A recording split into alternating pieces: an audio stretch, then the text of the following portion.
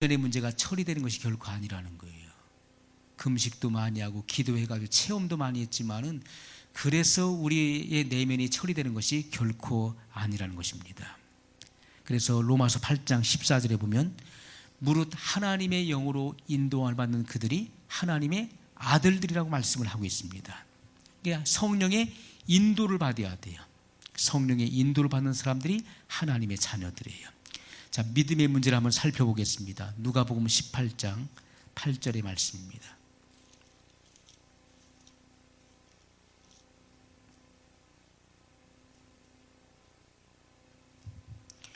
누가복음 18장 8절 말씀 같이 읽겠습니다. 내가 너에게 이르노니 속히 그 원한을 풀어주시리라. 그러나 인자가 올 때 세상에서 믿음을 보겠느냐 하시니라. 아멘. 자, 예수님께서 인자가 올 때는 바로 예수님의 공중 재림을 말씀하고 있는데, 이때가 되면은 세상에서 믿음을 보겠느냐 말씀했는데, 이 믿음은 어떤 믿음이죠? 예수님이 이 말씀하시기 전에 어떤 사건이 있습니까? 억울한 과부의 끈질긴 기도가 나오고 있어요. 그것을 비유로 말씀하셨어요. 자, 어느 지역에 하나님도 두려워하지 않고 사람도 두려워하지 않는 사람이, 그 재판장이 있었어요. 사람을 두려워하지 않으니까 하나님 두려워하지 않으니까 사람도 두려워하지 않는 것이죠. 그런데 이 사람은 불의한 재판관이에요. 뇌물을 받고 억울해진 재판을 합니다. 그러니까 돈이 없는 과부는 억울한 거예요. 그런데 이 불의한 재판관이 이 가난한 과부의 이 호소를 들어줄 리가 없지요. 그가 어떻게 합니까? 자주 찾아가는 거예요. 찾아가 자기의 억울한 이 원한을 풀어달라고 간청하는 겁니다. 계속 찾아가니까 이 불의한 재판관이 생각하길, 야, 내가 사람도 두려워하지 않고 하나님도 두려워하지 않는데 저 과부를 그냥 놔두면은 매일같이 찾아온 나를 괴롭게 할 것이 내가 견딜 수가 없다. 그래서 그 과부의 억울한 그 원한을 풀어줬다는 거예요. 그러면서 예수님께서 이 말씀을 하시는 것입니다. 자, 하물며 불의한 재판관이 그 과부의 그 억울한 청을 들어줬건을 하물며 하나님께서 그 밤낮 부르짖는 택하신 자들의 원한을 풀어주시지 아니하겠느냐? 저희에게 오래 참으시겠느냐? 내가 너에게 이르노니 속히 그 원한을 풀어주시리라. 그러나 인자가 올 때 세상에서 믿음을 보겠느냐? 주님이 오실 때가 되면 이 끈질긴 기도를 하는 사람이 찾아보기가 어렵다는 거예요. 자, 제가 단언하건대 기도를 쉬게 하는 것은, 기도를 멈추게 하는 것은 하나님 역사가 아닙니다. 여러분이 기도를 멈추고 있다면, 어떤 계기를 통해 기도를 멈췄다면 그건 하나님 역사가 아니에요. 하나님 반드시 기도하게 하시는 분이십니다. 예수님의 사복음서, 예수님의 공생의 기간에 가장 많은 분량의 설교는 기도에 관한 설교였다는 거예요. 어떤 것보다도 주님이 가장 많이 하신 설교는 기도에 관한 부분이었습니다. 예수님도 밤이 맞도록 그렇게 기도하셨어요. 기도가 멈췄다는 것은 잘못된 것입니다. 성경은 분명히 하나님의 말씀과 기도로 거룩하여 짐이라고 말씀하고 있어요. 우리는 하나님 말씀 한쪽으로만 치우쳐서 안 되는 것이고 기도로만 치우쳐서도 안 돼요. 말씀과 기도는 항상 병행해서 함께 가야 되는 것입니다. 그래야 온전함을 이룰 수가 있다는 것이죠. 그 마지막 시대에는 기도를 못하게 해요. 기도를 멈추게 만듭니다. 기도를 쉬게 만들어요. 반드시 여러분들은 기도를 해야 됩니다. 기도가 멈추면 안 돼요. 끊임없이 기도하셔야 돼요. 그래서 여러분들이 육신이 피곤해서 잠을 잘 때도 영은 깨워서 기도할 수 있어야 돼요. 그래서 하나님께서는 바울을 통해서 쉬지 말고 기도하라고 말씀하고 있어요. 쉬지 않고 기도할 수 있나요? 하루에 몇 시간을 기도하면 기도를 잘하는 것인가요? 우리가 5시간, 6시간 기도하면 많이 기도하는 거잖아요. 그런데 성경은 쉬지 말고 기도하라고 말씀하고 있어요. 그것은 내 영이 항상 깨워서 기도하라는 거예요. 내 영이. 그래야 주님과 늘 교통이 끊이지 않고 지속될 수 있게 되는 것입니다.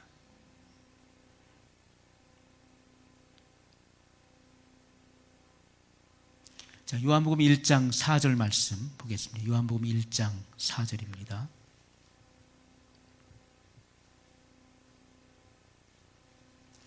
같이 읽습니다. 그 안에 생명이 있었으니 이 생명은 사람들의 빛이라. 아멘. 자, 말씀의 실체가 뭡니까? 빛이라고 했습니다. 빛. 하나님을 아는 빛이에요. 자, 우리가 이 말씀의 실체는 빛인데 말씀 안에 생명이 있어요. 이 생명은 사람들의 빛이라고 말씀하고 있어요. 그러면 이 빛이신 말씀이 내 영혼 속에 채워져야 되는 거예요. 채워지게 되면은 하나님을 믿지 말라고 해도 믿어지는 거예요. 왜냐하면 이 빛이 내 안에 채워졌기 때문에 하나님 말씀이 그대로 믿어져요. 믿어지는 사람은 그 말씀에 나도 모르게 복종되어지는 거예요. 자, 우리가 복종과 순종은 다른 것이죠. 순종은 선택할 수 있는 상황 속에서 내가 순종을 택하는 거예요.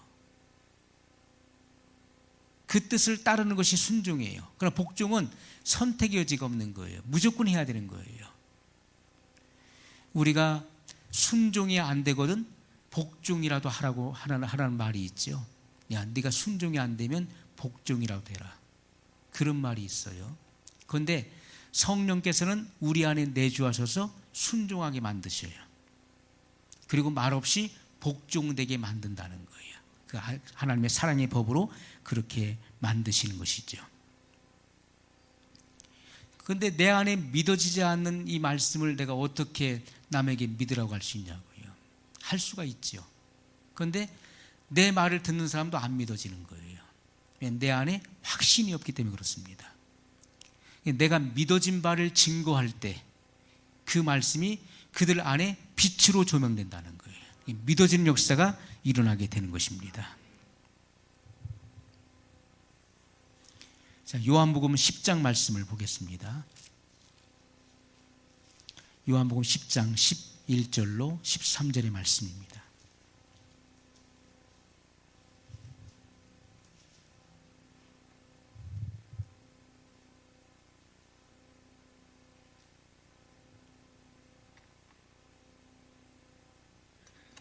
같이 읽습니다.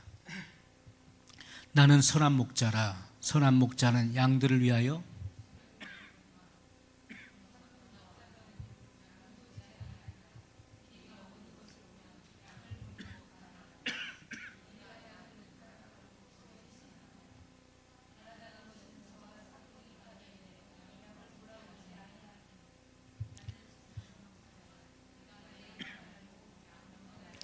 아멘. 13절까지였어요.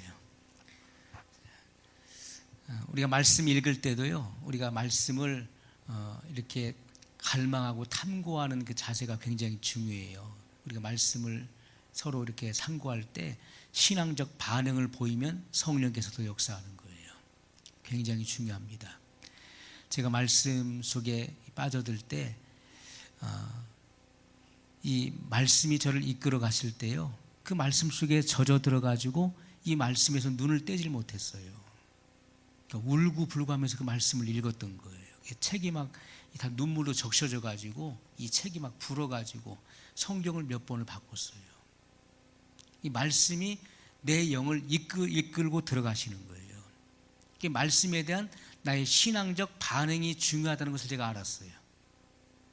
이 말씀에 대한 신앙적 반응이 적극적으로 나와야 돼요. 이 말씀을 읽을 때도요, 묵상으로도 읽지만 여러 가지 방법이, 말씀을 우리가 조용히 읽기도 하고 또는 큰 소리로 낭독하기도 하고 여러 가지 훈련의 과정을 거쳐야 됩니다. 계속해서 말씀을 읽을 때도 이 말씀이 내게 생명이 되도록 읽으셔야 되는데, 보세요. 지금 세 가지 역할을 동시에 하시는 거예요. 말씀을 지금 눈으로 보고 계시죠. 그리고 말씀을 입으로 읽죠. 그리고 내가 읽는 소리를 귀로 듣는 거예요. 세 가지 역할을 동시에 하셔야 되는 거예요. 이것은 굉장히 중요해요. 말씀을 읽을 때 이 말씀에 확신을 가지고 말씀을 읽으시라는 거예요. 자, 예를 들어서요, 누가 그래, 야, 내일 나하고 여행 갈래? 알았어. 그리고 대답하는 거하고 알았어 하는 거하고는 다르잖아요. 알았어, 내일 꼭 갈게 하는 거하고 알았어, 그렇게 알고 있어 하는 거하고는 다른 거예요. 우리가 분명하게 이 언어의 확신을 가지고 고백하는 것은 굉장히 중요합니다. 내가 말씀을 읽을 때 이 말씀이 성령으로 내 안에 인쳐주시도록 이 말씀을 확신 있게 읽는 것은 굉장히 중요해요. 자, 다시 한번 읽겠습니다. 11절로 13절. 나는 선한 목자라. 선한 목자는 양들을 위하여 목숨을 버리거니와 삭구는 목자도 아니요 양도 제 양이 아니라 이리가 오는 것을 보면 양을 버리고 달아나나니 이리가 양을 늑탈하고 또 해치느니라. 달아나는 것은 저가 삭군인 까닭에 양을 돌아보지 아니함이나. 자, 예수님께서는 내 생명을 지키고자 하는 자는 잃을 것이라고 말씀했어요. 그러나 나를 위하여 생명을 버린 자는 얻게 된다라고 말씀했어요. 다시 찾으리라고 말씀했습니다. 우리가 하나님 말씀 한 말씀에 대해서 확신을 갖는 것은 굉장히 중요한 거예요. 저는 이 말씀을 읽을 때요, 한 말씀도 빠뜨리지 않고 그 말씀을 읽었어요.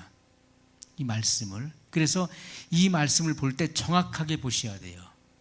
이 말씀에, 그럴 때 이 말씀에 문맥이 잡혀요. 이 흐름을 알 수 있다고요. 천국에는 천국의 정서가 있는 거예요. 그 천국의 정서와 이 성경의 이 흐름과 정서가 똑같아요. 그것을 알 수가 있는 거예요. 그래서 이 말씀을 읽게 되면은 이 말씀이 여러분 안에 입혀질 때 이 천국의 정서가 들어오게 되는 거예요. 그래서 다른 어떤 정서를 접하게 될 때 그것이 다른 것임을 분별할 수 있게 돼요. 이 성경 말씀을 확신 있게 이 말씀의 이 흐름이, 이 문맥이 어떻게 흘러가는지를 정확히 알고 이 말씀을 이어서 읽으시는 것이 굉장히 중요하다는 것입니다. 그럴 때 이 말씀을 정확하게 파악할 수 있어요. 요즘에 보세요. 인터넷을 찾아보면은 어떤 때는 성경 구절 같은 것을 한 번씩 찾아봅니다. 딱 찾아보면은 나오잖아요. 딱 읽어보면은 문맥이 달라요. 글자가 틀렸어요. 왜냐하면 제가 알고 있으니까요. 그 문맥과 흐름과 그 문장을 알고 있기 때문에 그건 잘못된 거예요. 정확하게 알고서 하는 것이 중요한 것이죠. 말씀을 계속해서 처음에는 다독을 하십시오. 다독을 하다가 그 다음에 정독을 하셔야 돼요. 정확하게 이 말씀을 눈으로 보고 그리고 소리내서 이 말씀을 읽으십시오. 그러면 그 말씀이 새겨져요. 그 말씀이 여러분 안에서 역사하시게 되는 것입니다. 그리고 말씀을 반드시 암송하셔야 돼요. 성령께서 지혜를 부어주시게 되어 있어요. 하나님 말씀을 암송하려고 하면 그 말씀이 여러분 속에 각인되어져요. 자, 우리가 의의 직분자들은 내 생명이 없어야 되는데 내 생명을 지키고자 하면 반드시 잃을 것이래요. 그러나 주님을 위해서 생명을 버린 사람은 다시 얻게 된다고 말씀을 하고 있어요. 내 생명이 없어지기 위해서는 이 생명이 뭡니까? 이 혼의 생명을 말하는 거예요. 혼의 생명. 그래서 누구든지 나를 따라오려거든 자기를 부인하고 자기 십자가를 지고 나를 쫓을 것이니라 이렇게 말씀했어요. 자기를 부인한다는 것은 내 생명을 부인하라는 거예요. 내 생명이 부인되지 않은 사람은 자기 몫의 십자가를 질 수가 없어요. 그럼 내 생명이 뭡니까? 내 생명이라고 하는 것은 자존심을 말해. 자존심. 내 기분, 내 감정을 말하는 거예요. 내 의지와 뜻을 말하는 거예요. 내 속에 있는 이 혈기, 이 분노, 이것을 말하는 거예요. 이것이 처리되지 않은 사람은요, 내 몫의 십자가를 짊어지고 갈 수 없다는 거예요. 반드시 내 혼의 생명이 처리되지 않으면 절대로 십자가를 질 수 없다는 것을 말씀하고 있어요. 하나님께서 내 영을 사로잡아서 충만하게 하실 때 내 이 혼의 생명이 복종되게 돼 있다는 거예요. 반드시 인격의 변화가 찾아오죠. 그리고 내 이 혼의 생명을 부인하게 만들어요. 또 우리가 이 자존심이 처리되지 않으면 안 되는 것입니다. 여러분의 이 감정과 이 기분이 처리가 되지 않으면 안 되는 거예요. 우리가 좋을 때는 좋다가도 기분이 상하고 감정이 상해보세요. 그러면 다 필요가 없잖아요. 한순간에. 그런데 혼의 생명이 살아있다는 것이죠. 그래서 주님은 내 생명을 지키고자 하는 자는 잃을 것이요, 내 뜻대로 내 기분대로 하는 사람은 잃게 될 것이다. 그러나 이 육신의 이 몸을 벗어버리는 그리스도의 할례, 이것은 내 혼의 생명이 죽는 것을 말하는 거예요. 이 혼의 생명이 부인되게 되면은 하나님의 의가 이루어지게 되는 것입니다. 주님은 분명히 말씀하고 있어요. 그래서 나를 따르려면 너 자신을 부인하고 내 생명을 부인하고 나를 따르라, 이렇게 말씀했던 것입니다. 사도행전 20장 24절에 보면 바울이 뭐라고 합니까? 나의 달려갈 길과 주 예수께 받은 사명, 곧 은혜의 복음 증거하는 일을 마치려 하면은 나의 생명을 조금도 귀한 것으로 여기지 아니하노라, 이렇게 말씀했어요. 자, 우리가 생명 그러면 우리는 단순하게 이 부식해, 이 목숨 7, 80년 있다가 그 생명이 다해서 죽는 이 생명을 생각하는데, 물론 그 생명도 생명이지만은 우리의 이 혼의 생명, 바울이 복음을 증거하면서 얼마나 많은 일들을 겪었습니까? 바울이 가는 곳마다 환영받았나요? 그렇지가 않지요. 가는 곳마다 엄청난 반대에 부딪혔어요. 바울을 죽이려고 하는 사람이 얼마나 많았습니까? 그래서 동족의 위험을 당했고 이방인의 위험을 당했습니다. 강의 위험과 바다의 위험을 당했습니다. 수없이 많이 매를 맞고 옥에 갇히고, 그리고 그런 시련을 겪었어요. 태장으로 맞는, 돌로 맞아서 돌무더기가 되어서 죽은 줄 알고 사람들이 지나갔는데 그 돌무더기 속에서 다시 나와서 다시 또 복음을 증거하는 일들도 있었어요. 이것은 내 혼의 생명이 부인되지 않으면 절대로 할 수가 없는 거예요. 절대로 안 되는 것입니다. 그래서 이 혼의 생명이 부인된 사람들이 하나님의 의를 이룰 수가 있다는 거예요. 자, 여러분 한번 생각해 보세요. 전도하러 갔는데 거기서 뺨 맞았어요. 그 집에 내일 갈 수 있습니까? 가서 복음 전할 수 있나요?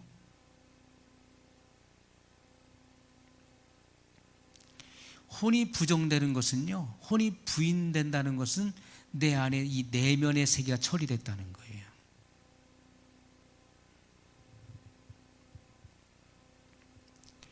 자기 생명을 가지고 있는 자는 의의 직분자가 될 수가 없는 것입니다. 인간의 생명의 욕구는 바로 옛사람의 성품을 말하는 거예요. 썩어져가는 구습을 쫓는 옛사람을 말하는 것입니다. 그것이 에베소 4장 22절에 나오는 말씀이에요. 한번 찾아보겠습니다. 에베소서 4장 22절 말씀이에요.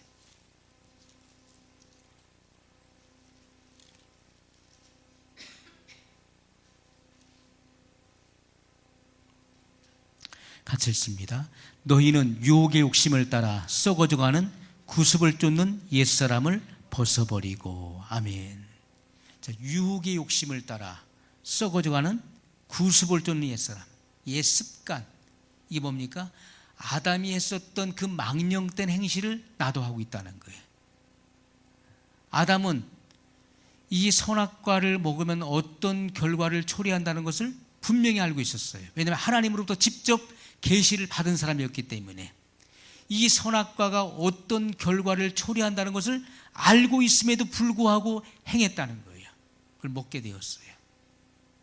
그것이 모든 인류가 아담으로부터 선물 받은 유전한 망령된 행실을 말하는 것입니다. 이 불순종의 행위가 그 속에 있다는 거예요.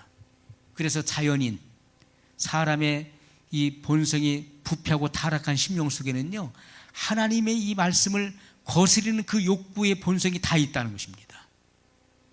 그래서 예수님께서는 이 두 사람의 비유를 말씀하셨는데, 너희들은 다 집을 지는 건축자다. 나의 이 말을 듣고 행하는 사람은 그 집을 반석 위에 짓는 지혜로운 사람이요, 나의 이 말을 듣고도 행치 않은 사람은 모래 위에 집을 짓는 어리석은 건축자와 같다고 말씀했어요. 이 두 부류의 사람으로 나눠진다는 것을 예수님 분명히 말씀했습니다. 지금도 마찬가지예요. 말씀을 듣는데 행하는 자가 드문 것입니다. 왜요? 그 속에 아담으로부터 유전한 망령된 행실이 그 안에 있는 거예요. 그 말씀을 소중히 생각지 않는 거예요. 그 말씀을 불순종하는 것입니다. 그 말씀을 거역하는 거예요. 그래서 말씀을 들었어도 말씀과 내 삶이 달랐던 거예요. 여러분 어떻습니까? 말씀을 들을 때는 아멘 아멘 하고 듣다가 교회 문 밖을 나서는 순간에 다 잊어버려요. 그리고 한 주간 누구 생각대로 삽니까? 내 생각대로 살다 오는 거예요. 많은 이들이 그렇습니다. 말씀대로 사는 것이 아니라 말씀을 주었음에도 불구하고 말씀을 기억하지 않고 내 뜻대로 내 주관대로 살다가 돌아온다고요. 그리고 회개하기 바빠요. 그것이 바로 망령된 행실이에요. 그것이 구습을 쫓는 옛사람의 모습이에요. 여러분들이 그 말씀의 소중함을 알았더라면 그 말씀을 결코 잊지 않았을 것입니다. 지난주에 강단에서 선포한 그 말씀을 여러분 절대로 잊지 않았을 것입니다. 그리고 그 말씀을 지키어 행했을 것입니다. 자, 예를 말씀드렸어요. 여러분이 병원에 갔는데, 몸이 좋지 않은 병원에 갔는데 거기에 불치의 병이, 고치기 어려운 병이 발견된 거예요. 그래서 의사가 경고했어요. 당신은 오늘부터 밤 10시 이후로는 절대로 물을 마시면 안 됩니다. 물을 마시면 당신은 갑자기 죽을 수 있습니다. 절대로 밤 10시 이후에는 물을 마시지 마세요 라고 경고했으면 10시 이후에 물을 마실 분 여기 계신가요? 절대로 안 마실 것입니다. 절대로. 아마 가족들에게 다 얘기할 거예요. 야, 오늘 병원 갔더니 나 그 지병이 있어. 지병이 발견됐는데 밤 10시 이후에는 절대 물을 마시면 죽는다더라. 그러니까 내가 물 마시려고 하면 절대로 물 못 마시게 해라. 그리고 아마 써놓을 거예요. 밤 10시 이후에는 절대 물을 마시지 말 것. 써놓을 거예요. 그리고 그 경각심을 가지고 절대로 밤 10시 이후에는 절대로 물 같은 것은 아마 생각지도 않을 거예요. 왜냐하면 그 의사의 말이 소중한 거예요. 왜? 내 생명과 직결되는 말이기 때문에.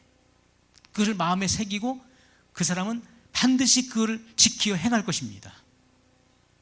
그런데 하나님 말씀 어떤가요? 말씀 듣고도 나가자마자 바로 잊어버리는 거예요.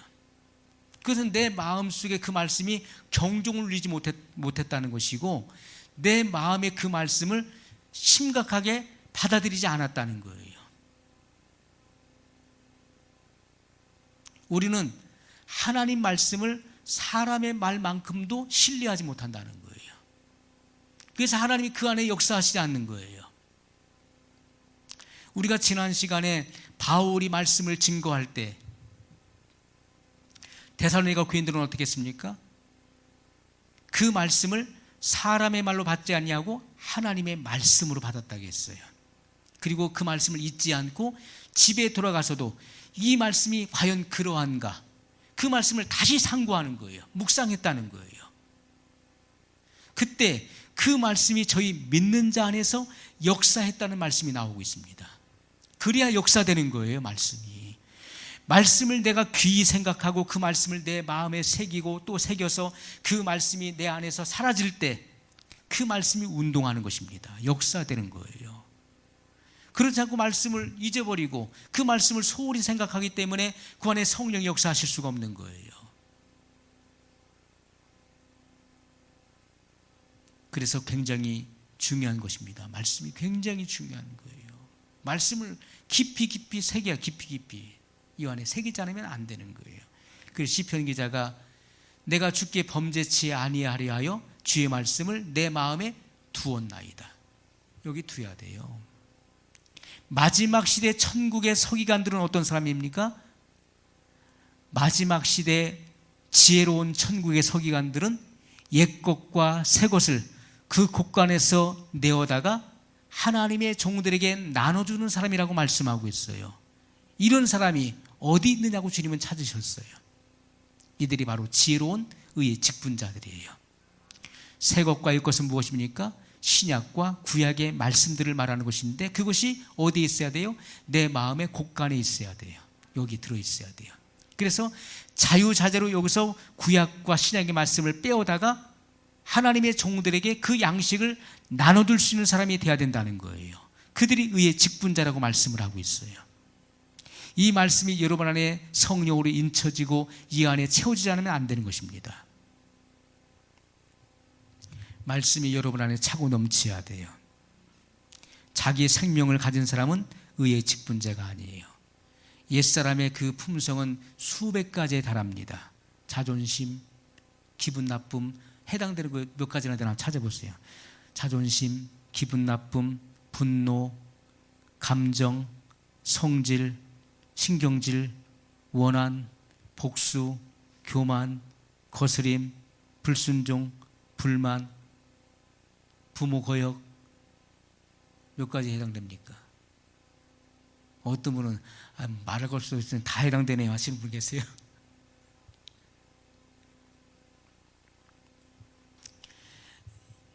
사람의 속에서 나오는 것들이 죄의 본성에 나오는 것들이 이런 것들이에요.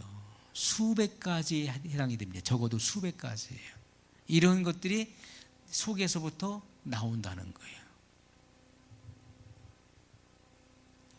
이것은 내 생명의 욕구가 펄펄 살아있다는 거예요.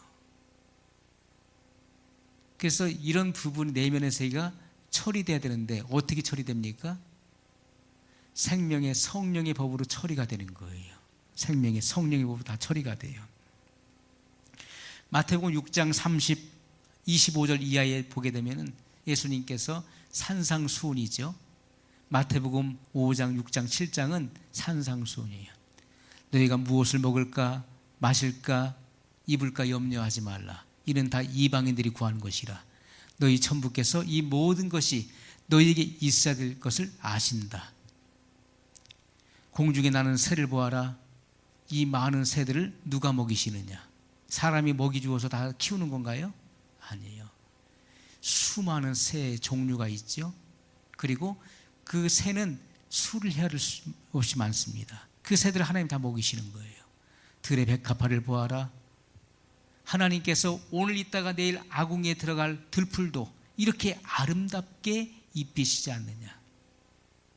산에 올라가세요. 들꽃을 보세요. 들꽃을 자세히 들여다보세요.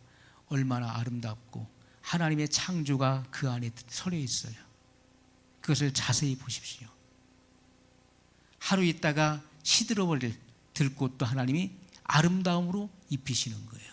하물며 너희들은 이 들꽃보다 귀하지 않느냐. 공중의 새보다 더 귀하지 않느냐 말씀했어요. 그래서 우리의 심령이 천국이 되어지면요, 우리는 어떻습니까? 공중에 나는 새보다도 더 자유로워요. 들의 백합화보다도 더 아름다운 것입니다. 그의 삶 자체가 아름다움이에요. 그리스도를 아는 냄새를 바라게 된다고요. 하나님의 사랑받는 자녀가 돼야 돼요. 남의 자식이 아무리 잘생겼어도요, 내 자식이 못났어도 내 자식이 귀한 거예요. 내 자식이 귀한 거라고요. 하나님의 자녀가 돼야 하나님이 귀히 여기시는 거예요.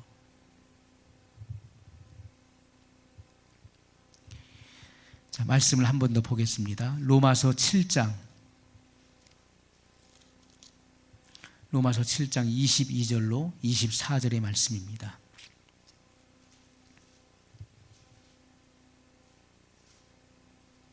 자, 바울이 생명의 성령의 법이 열리기 위해서는 이 과정을 거쳤어요. 같이 읽습니다. 내 속사람으로는 하나님의 법을 즐거워하되 내 지체 속에서 한 다른 법이 내 마음의 법과 싸워 내 지체 속에 있는 죄의 법 아래로 나를 사로잡아 오는 것을 보는도다. 오라 나는 곤고한 사람이로다. 이 사망의 몸에서 누가 나를 건져내랴. 자, 오늘날도 이런 신앙의 갈등을 하는 이들이 있습니다. 이 과정을 거치지 않으면 절대로 안 되는 거예요. 이 과정을 반드시 거치게 돼 있는 거예요. 이 갈등의 과정이 아직 오지 않았다면 영적으로 미숙하다는 것이고요. 이것은 영적으로 성장하면서 반드시 거치는 과정을 말하는 것입니다. 자, 사도 바울이 신앙생활하는 사람들의 이 갈등에 빠져 몸부림치는 이 장면을 자기가 체험을 통해서 기록을 해놓게 되었어요. 자, 내 속에서 한편에서는 하나님의 영광을 위해 살려고 하는, 하나님의 뜻대로 살고자 하는데 내 마음의 법은 내 속에 또 다른 법이 있다는 거예요. 그것이 나를 내 지체 속으로 사로잡아 오는데 그것이 뭡니까? 한쪽에서는 나의 자리, 나의 위치를 말하는 것이죠. 나의 기득권을 생각하고 나의 욕심과 영달을 추구하는 세상적인 생각이 이 복음을 역행하게 하는 삶을 살게 만든다는 거예요. 자, 이것은 아직 생명의 성령의 법이 열리지 않은 상태를 지금 보여주고 있는 것입니다. 자, 내가 아무리 성령의 기름 부음을 받았다라고 주장한다 할지라도, 내가 의인의 신분이라고 주장한다 할지라도 생명의 성령의 법이 열리지 않으면 아직 변화된 사람이 아니라는 거예요. 자, 어떤 사람은 그럽니다. 난 기도를 많이 해서 내 속에 나쁜 것들이 많이 처리됐다, 난 변화됐다라고 주장을 해요. 그러나 변화된 사람이 아니라는 거예요. 아, 나는 기뻐, 나는 자유해 라고 자기가 주장한다 할지라도 그의 근본적인 성품이 해결되지 않으면 그는 아직 변화된 새 사람이 아니라는 것을 증거하는 거예요. 자, 바울이 이제 로마서 8장 1절에서 생명의 성령의 법이 열리게 되는 거예요. 이것이 열리기 위해서는 이 과정을 반드시 거쳤다는 거예요. 그래서 생명의 성령의 법이 죄와 사망의 법에서 나를 해방했다는 거예요. 자, 보세요. 여기 스프링이 있어요. 스프링 아시죠? 용수철. 스프링은 이 탄력이 있잖아요. 이 스프링을 꽉 눌러보세요. 이렇게 꽉 눌러보세요. 이 스프링이 힘이 있는 건데 꽉 눌러보세요. 누르면은 이 스프링은 자연적으로 밑에서 위로 튀어나오려고 하는 속성을 가지고 있어요. 나는 이것을 억지로 누르는 거예요. 못 튀어나오게 눌러요. 누르다가 힘이 빠지면 어떻게 될까요? 이 탄력에 의해서 팍 튀어나오는 거예요. 우리가 생명의 성령의 법, 죄와 사망의 법, 이 법은 뭡니까? 법칙을 말하는 거예요. 법칙에 걸려들면요 빠져나올 길이 없는 거예요. 법칙은 그대로 이루어지는 거예요. 법칙은 우리가 수학도 공식이 있잖아요. 그 공식을 딱 대비하면은 답이 딱 나오게 돼 있는 거예요. 그게 법칙이에요. 죄와 사망의 법칙에 걸리면은 거기서 헤어나올 길이 없는 거예요.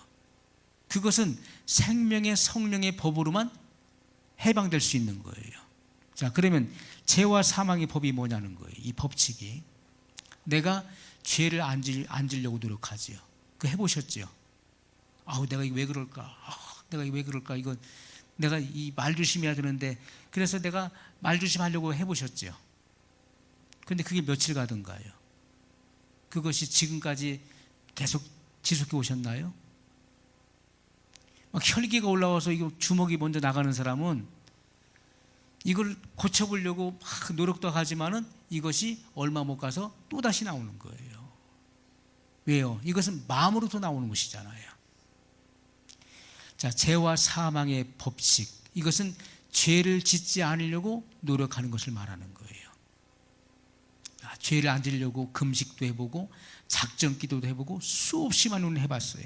그것은요, 마치 이 용수철을, 이 스프링을 내가 꽉 누르는 것과 같은 거예요. 그런데 하다도 어때요? 참다 못 참아요. 너 내가 내 3번은 참는다. 3번, 벌써 2번째, 한 번만 더 그러면 너 가만 안 둔다. 이것은요, 내가 죄와 사망의 법칙에 걸려 있는 거예요. 이스라엘 사람들은 7번까지 참았나 봐요. 그래서 시몬 베드로가 예수님 그랬어요. 형제가 누가 나에게 잘못하면 내가 몇 번을 용서해 주어야 하리까? 7번까지라도 하오리까? 7번은 대단한 거잖아요. 우리는 3번, 한국 사람은 3번 참아요. 근데 베드로는 7번 얘기했어요. 7번까지 참아야 하리까? 예수님이 뭐라고 하십니까? 아니다. 70번에 7번이라도 참아라 말씀했어요. 그러니까 몇 번이에요? 예? 490번 그럴 줄 알았어요. 7과 70은 이것은 완전 수잖아요. 완전한 용서를 말씀하고 있는 것인데요, 우리가 사랑은 그 사람의 죄를 덮는 거예요. 허물을 덮게 돼 있어요. 그런데 베드로가 7번 용서하리, 7번 참으리까? 그런데 그것이 얼마 못 가서 무너지고 말아요. 금식할 때는 힘이 다 빠지니까, 육신의 힘이 풀리고 빠지니까, 아 그래, 사람이 그렇게 해서 막제가 살아서 뭐 할 거야, 용서하지 않고 살아서 뭐 할 거야, 다 용서하고 살아야지. 먹어보세요. 막 혈기가 다시 돋고 하면서 또 다시 이 속에서 육성이 또 나오게 돼 있는 거예요. 사람이 그런 거예요. 할 것 같지만은 그런 상황에 부딪히면 안 되는 거예요. 왜냐하면 내가 노력해서 될 것 같으면은 생명의 성령의 법이 필요가 없는 거예요. 그 사람은, 내가 노력하는 사람은요, 죄와 사망의 법칙에 딱 걸려 있는 사람이에요. 마귀는 그걸 알고 있는 거예요. 그래, 네가 해봐라. 며칠가나 금방 또 튀어나와요. 금방 그 옛사람이 또 튀어나와요. 생명의 성령의 법은 무엇입니까? 인간의 노력을 요구하지 않는 거예요. 성령이 내 마음에 오셔서 이루시는 법이 생명의 성령의 법이에요.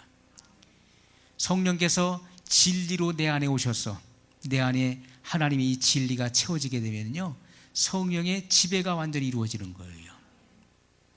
그래서 인간적인 노력이 아닌 성령님에 의해서 이 죄가 무기력해지는 겁니다. 죄를 질래야 질 수 없는 지경에 이르게 된다는 것이죠. 그래서 하나님의 이 율법의 요구가 내 안에서 이루어지는 거예요. 그것이 생명의 성령의 법이에요. 자, 이것이 굉장히 중요합니다. 아직 내 안에서 이러한 것들이 내면이 처리가 되지 않고, 또 우리가 여전히 세상적인 세속적인 그런 언어와 행위가 나오고 있다면 아직 성숙하지 못하다는 것을 내가 증명하고 있는 거예요. 이것은 분별의 문제인 것입니다. 분별하라는 거예요. 자, 내가 증거하는 복음과 내 언행이 일치되냐는 거예요. 이것은 분별의 문제예요. 내가 증거하는 말씀은 옳은데 내 언행이, 내 삶 속에서의 언행이 내가 증거하는 복음과 부합되지 않는다면, 일치되지 않는 언행이 나온다면 그것은 성숙하지 못하다는 거예요. 그 사람은 성령의 사람이 아니라는 것입니다. 왜냐하면 경건의 열매가 나오지 않기 때문에 그런 것이죠. 반드시 그 경건의 열매가 나와야 되는 거예요. 그 경건의 열매가 나오지 않으면 안 되는 것입니다.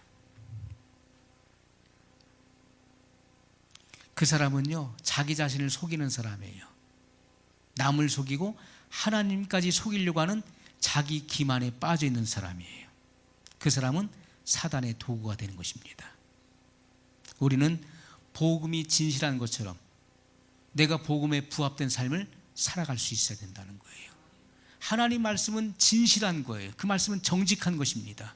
그것처럼 내가 진리 안에 거한다는 것은 그 진리를 내가 살아내는 삶을 말하는 거예요. 그렇지 않으면 사탄의 도구가 될 수밖에 없는 거예요. 자, 마지막 고린도후서 11장 14절에 보면 사단도 자기를 광명의 천사로 가장하나니 이렇게 말씀하고 있어요. 자, 사탄의 특징은 무엇입니까? 처음엔요, 자기의 정체를 감추는 거예요. 사탄이 처음부터 야, 나 사탄이야 하고 나타나는 그런 사탄은 없어요. 자기의 정체를 감추는 거예요. 철저하게 감추는 겁니다. 그리고 어떻게 합니까? 남을 타락시킨 후에 그를 죄의 종으로 삼는 거예요. 죄의 종으로 얽매이게 하는 것입니다. 자, 하와가 어떻게 됐습니까? 뱀이 하와를 유혹했지요. 뱀이 하와에게 다가가서 대화를 시작했습니다. 말을 걸었어요. 그때 하와가 뱀과 대화를 하게 돼요. 그런데 하와는 이 뱀이 자기에게 접근해서 대화를 거는데 이 뱀이 사단의 화신인 것을 몰랐다는 것이죠. 우리가 화신이 뭡니까? 뱀은 사단의 화신이에요. 그리고 화신은 그걸